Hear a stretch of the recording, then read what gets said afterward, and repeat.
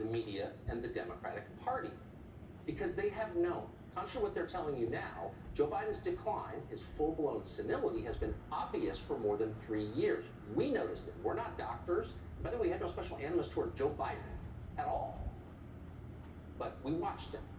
And we said this out loud for the first time. We checked today on May 14th, 2019.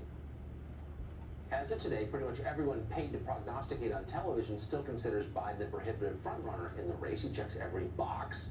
Therefore, he must get the nomination. That's how they think, because they're dumb. What they're leaving out of the equation is Biden himself. Watch this video and ask yourself if Joe Biden is really going to be the Democratic nominee, much less president of the United States. It was shot yesterday in New Hampshire. Keep in mind, we have not altered it in any way. This is entirely real. Watch.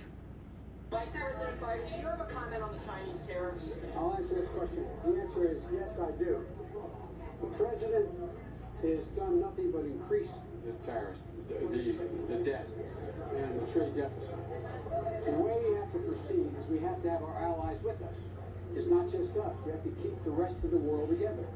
Secondly, labor should be at the table, as well as our allies, because that's the only thing. And the fourth thing we should do is be focusing on the things that, in fact, I've been talking about for a long time. China's greatest violation is the way in which they steal our intellectual property. We should make it quid pro quo, as I told when I was there with Xi Jinping. It should be simple. Here's the deal. You say that if, in fact, anything has to be owned 50% by Chinese to invest in China, guess what? In America, it's the same thing. This idea of dealing with the only people who are paying the price are farmers and working people right now. He's going about it all the wrong way. A lot of bravado, no action. But wait a second, you're saying to yourself, that didn't make any sense. Not a single phrase in a full minute of talking conveyed an intelligible idea, not one. That wasn't even word salad, it was a verbal Jackson Pollock painting. Nouns, verbs, adjectives spilled like cans of paint, bleeding into each other, a sticky postmodern mess. At one point, Biden actually jumped from point 2 directly to point 4. Just to let you know that your old-fashioned linear assumptions about numerical sequencing are no good here, man. That's yesterday's mathematics.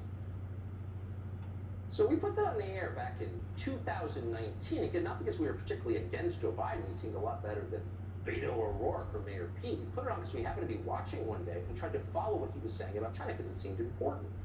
Not one national news organization had noted at all that this guy couldn't speak in complete sentences, couldn't convey coherent ideas. Nobody had ever mentioned that. And of course, anyone in Washington knew Joe Biden. He'd been there since 1972, and basically most people kind of liked him. He was a friendly guy. This was not the Joe Biden anyone who knew Joe Biden had seen before. He completely changed. This was clearly cognitive decline. This was dementia, obviously.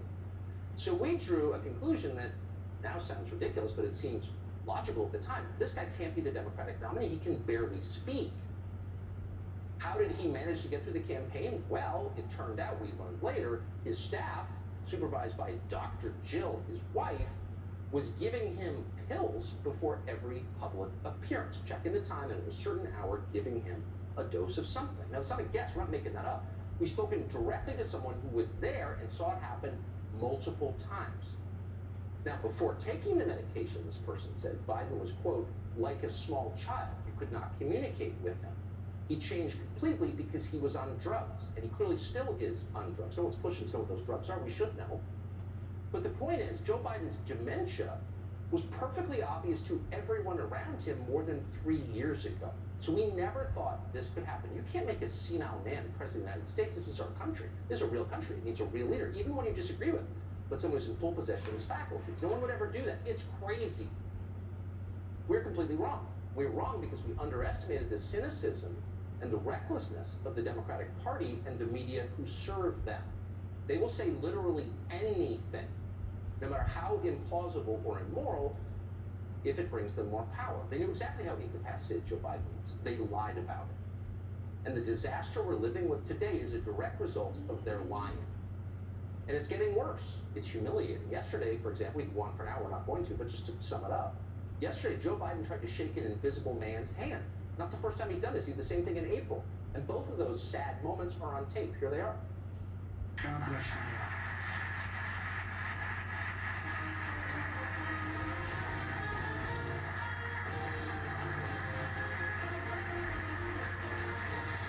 Great honor. Thank you very, very much. Thank you. תודה לנשיא המדינה ולנשיא ארצות הברית. Thank you, President Herzog and President Biden. So if you don't like Biden or his agenda, and we certainly don't, there is a kind of partisan glee you take from this. Look how pathetic he is. But, you know, if you're an American, there's no upside. Actually, this is horrible for all of us. It reflects poorly not just on the Democratic Party or Biden himself, but on our country.